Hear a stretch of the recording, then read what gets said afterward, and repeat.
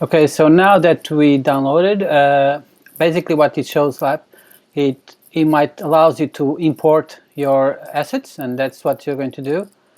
Click on import, and it will basically start to preparing the package, decompressing, and it will install it. It will try to install directly into your project in Unity.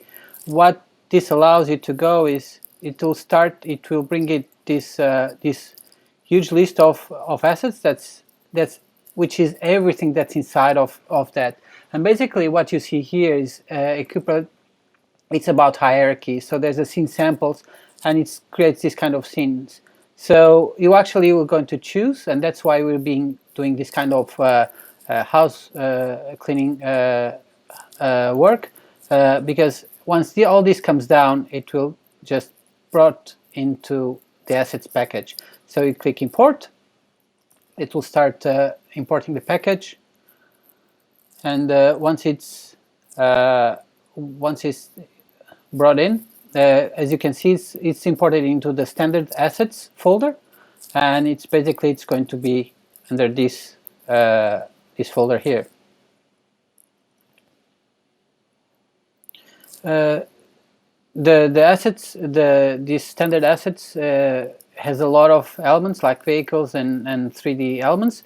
What actually we want to use out of this is just the camera for to travel around your VR model. So that's why we are downloading this. But there's a lot of elements that you can bring in, textures and you know, all these kind of materials and everything. So, and you can actually look into it further in once it comes download.